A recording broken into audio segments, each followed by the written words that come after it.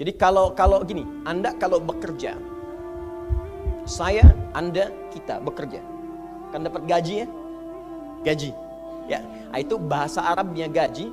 Sekarang ada yang menyebut ratib. Ratib. Pokoknya disebut ujrah. Pokoknya yang harus dibayar. Makanya kalau Anda ke Timur Tengah itu naik taksi, ada tulisan atasnya taksi ujrah. Ya, bukan punya si ujrah. Nanti kalau ke Mekah naik taksinya punya si ujrah, si ujrah punya banyak taksi. Ya, bukan. Itu taksi bayar. Bukan gratis, bukan free. Jadi begitu Anda keluar menggunakan jasanya, bayar, berikan pokok dari jasa yang telah dia kerjakan. Perhatikan baik-baik. Teman-teman sekalian, ketika Anda bekerja dalam urusan dunia, Anda mendapatkan ujrah. Nih bayar, 10 dinar, 10.000 rupiah, sekian, sekian, sekian.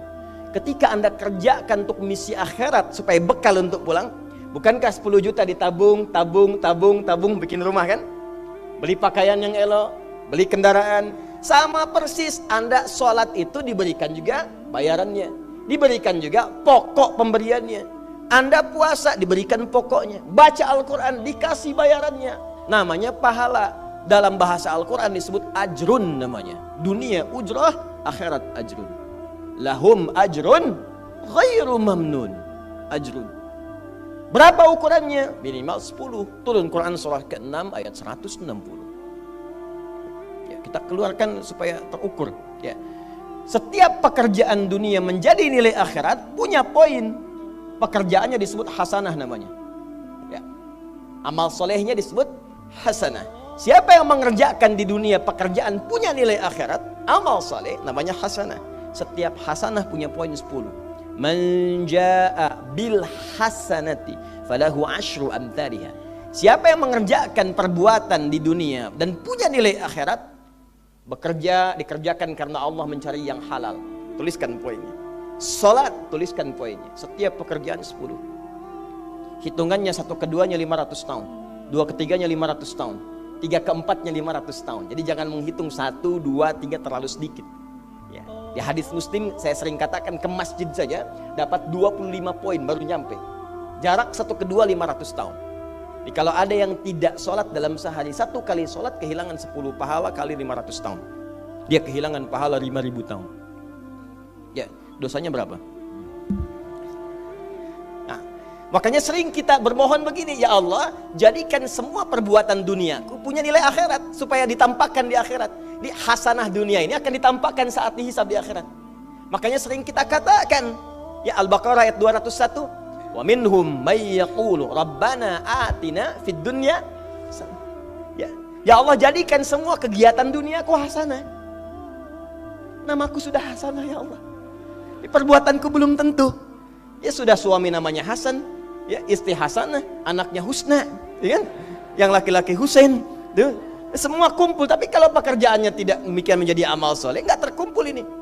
Ya, dan akhirat pun nampakkan lagi hasanahnya. Maka diteruskan ayatnya, wa fil akhirati hasanah. Makanya saat di akhirat itu ditampakkan, faman ya'mal mithqala dzarratin khairan yarah. Ya, makanya kalau mau mithqal yang khairan yarah, jangan yang syarran yarah. Ya, pada yang baik-baik, miskol tahajud, miskol untuk baca Quran, ya, miskol untuk bisa tilawah, miskol untuk mengingatkan puasa sunnah, itu khairan yarah. Ya, miskol pada yang tidak bagus, tinggalkan, itu syarran yarah. Ini balik sini. Maka dapat kita nilai ini, kembali kepada Allah, kumpulkan semua ini. Tinggal nanti, tergantung Anda mau punya rumah di yang mana daerahnya. Komplek yang elit. Di Indonesia, di sini Jakarta ada Pondok Indah. Ada beberapa tempat-tempat yang lainnya, elit kalangannya, Menteng, dan seterusnya. Maka di surga pun ada komplek yang elit-elit. Ada Firdaus, ada surga Aden, ada macam-macam. Tinggal Anda cari bekal yang serius, turunkan kemudian ke bumi. Cuman sayang, dari sekian waktu yang Allah berikan disebut dengan ajal, menjadi batasan kita untuk beramal. Setiap kita dibatasi oleh waktu. Seperti Anda pun bekerja dunia, bukankah ada waktunya? Waktu produktif untuk bekerja, setelah itu ada masa pensiunnya. Dalam bahasa Arab, sesuatu yang kita kerjakan dengan batas dan setelah hilang batasnya, selesai aktivitasnya, disebut dengan ajal namanya. Maka Allah membuat ketentuan, kita pun tidak abadi di bumi. Setiap kita punya batas waktu, kalau selesai dinas kita dan pulang kita untuk mempertanggungjawabkan semua yang kita kerjakan di sini. Maka turun Quran surah ke-7 ayat 30 berapa? 4 untuk menggambarkan ini. Walikulli ummatin ajal fa idza jaa ajaluhum la yastakhiruna sa'ata wa la yastaqdimun. Setiap umat seluruhnya tanpa kecuali itu pasti punya batas waktu untuk beraktivitas dan selesai pulang. Aktivitas kita ketika bergerak mencari kehidupan ma'isyah, pekerjaannya disebut dengan asya. Diingatkan kalau harakat fathah turun ke bawah kasrah artinya selesai harakatnya, hilang pekerjaannya. Dari asya menjadi isya. Setiap hari diingatkan kita dengan salat isya. Hei, seaktif-aktifnya Anda, sesibuk-sibuknya akan selesai semua itu dan semua kita akan pulang. Bukankah setelah isya kita terpejam? Itu kan latihan. Makanya dalam doa saat akan tidur jadi disebutkan bisikallahumma amutu wa ahya. Ada riwayat lain ahya wa amut. Riwayat populernya amutu wa ahya. Mungkin malam ini saya pulang, saya meninggal. Makanya saat kita bangun dari tidur kita ucapkan alhamdulillahilladzi ahyana ba'dama. Ada maknya, sementara aja. Satu saat mungkin pulang. Kita nggak tahu di bagian mana yang tidur itu mengakhiri kehidupan kita saat kita pulang. Karena itu serius. Ada saatnya kita pulang. Nah teman-teman, ternyata sudah tahu akan pulang pun masih ada yang tidak memanfaatkan waktu dengan baik.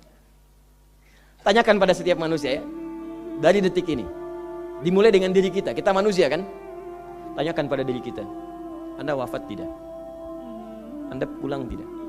Anda meninggal tidak? Kalau sadar pulang, maka cari bekal yang baik. Berarti Allah benar kan? Kata Allah setiap kita akan wafat. Kullu nafsin dha'iqatul maut. Setiap yang punya jiwa meninggal. Bahkan dikasih informasi jelas kok. Yang bawa maut disebutkan namanya malakul maut. Quran surah 32 ayat ke-11. Qul yatawaffakum malakul mautil ladzi wukkila bikum. Disebutkan. Bayangkan ya, kurang jelas apa lagi? Disebutkan punya waktu namanya ajal, akan wafat disebutkan, yang bawa wafat kematiannya disebutkan malaikatnya. Cara wafatnya disebutkan, Quran surah 89 ayat 27 sampai 30. Ya ayyatuhan nafsul mutmainnah, itu yang tenang, yang dahsyat dipukulin malaikat juga ada. Ya, Quran surah 8 ayat 50 itu ada sambil dipukulin malaikat. Ya. Maaf teman-teman sekalian, ini sudah jelas semuanya. Jadi aneh manusia itu. Sudah tahu akan meninggal, tahu ada kenikmatan, ada siksaan, tahu ada surga, ada neraka, tahu ada kenikmatan kubur, ada siksa kubur. Kenapa masih main-main juga? Kenapa nggak dimanfaatkan? Dan dia tahu ada yang menyolatkan, ada yang disolatkan. Apa nggak sempat terfikir ketika Anda wafat siapa yang menyolatkan? Bukankah yang paling indah yang menyolatkan orang yang selama ini kita rawat? Anak yang pernah dikandung, diberikan ASI, dirawat-rawat. Anda menyiapkan apa gitu? Kita menyiapkan apa? Sayang-sayang investasi keluar banyak ketika wafat gak bisa berlaku apapun. Bahkan ada yang sebelum wafat pun sudah dibuang dari keluarganya. Waliyadzubillah. Nah, sekarang dari sekian kegiatan aktivitas kita, berapa yang sudah punya nilai di mata Allah menjadi amal saleh? Sekarang kita ukur. Ya, sekarang kita ukur. Pelan-pelan sebentar ya. Ini rata-rata usia berapa tahun? Oh baik. 40 tahun ke atas ya. Ya. Walaupun atasnya mungkin agak banyak, atas gitu ya, bagian. Nggak apa-apa. Fokus sini ya. Edisi kali ini fokus saja. Biarkan saya yang datang, terangkan, tulis, hapus ya. Antum simak aja lah. Simak, tulis dengan baik, mau ketawa-ketawa sudah masuk surga alhamdulillah. Udah cukup dengan amin, lihat dulu.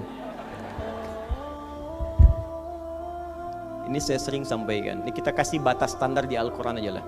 40 tahun misalnya. Ya, standar keseriusan beraktivitas. Ya, lihat sini.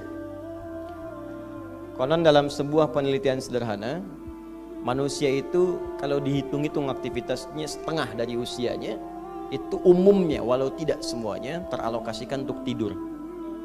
Beristirahat, tidur.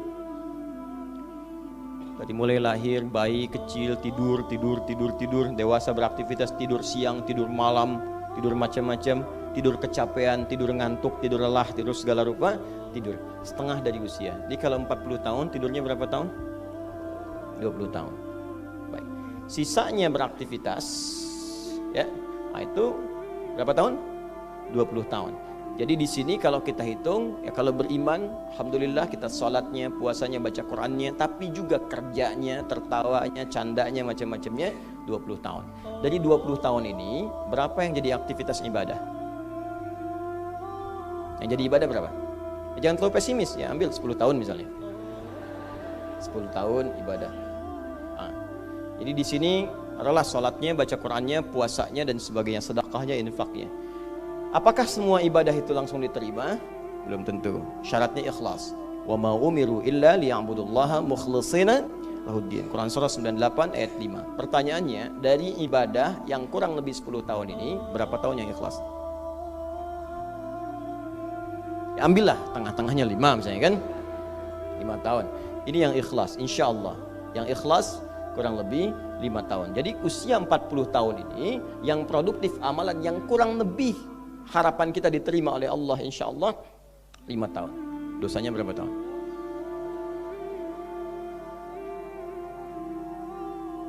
Dan masih bisa tertawa. Dan masih mengharap surga. Masih ingin ke surga Firdaus. Masih ingin mendapatkan segala hal yang istimewa. Sementara kita sadar, gini caranya begini. Coba ucapkan dengan kalimat yang lantang bahwa Anda tak punya dosa. Kalau tak mampu, berarti punya dosa. Ucapkan Anda sudah siap ke surga. Kalau tak mampu, amalnya masih kurang. Jadi kalau sudah merasa amal masih kurang, dosa banyak, terus masih main-main juga. Sudah tahu usia sudah di atas ini, ada yang 50, 60 tahu, waktunya sedikit. Yang kemarin-kemarin banyak yang sia-sia. Jadi kalau yang kemarin-kemarin kurang, masa sisanya masih dikurangi juga? Anda 40 tahun, 50 tahun, 60 tahun. Sekarang anak 4, 5 tahun, bahkan matanya buta, ada laki-laki, ada perempuan, sudah jadi penghafal Quran. 5 tahun hafal Quran. Belum baligh. Dan berharap punya bekal di hadapan Allah. Kemarin sahabat saya, Syekh Ali Jabir, ya, datang ke Bekasi. Cerita tentang Kaila, anak 5 tahun, mata buta. Murajaah hafalan Quran sehari 5-7 juz. Dikatakan oleh beliau, Kaila, apa nggak capek terlalu banyak? Kamu kan punya uzur di hadapan Allah. Allah maha memahami keadaan kamu. Apa nggak lelah? Saya malu justru kepada Allah kalau kurang daripada itu. Anak 5 tahun mengulang hafalan Quran setiap hari 5-7 juz. Dan malu kalau kurang di bawah itu sebagai bekal untuk menghadap Allah. Anda diberikan kesempatan sampai lebih daripada 50 tahun. Lebih daripada 40 tahun. Lebih daripada 20 tahun. Dan sampai kesempatan itu sampai hari ini pun untuk baca pun belum punya waktu. Dan Anda mengharap surga, Anda siapa?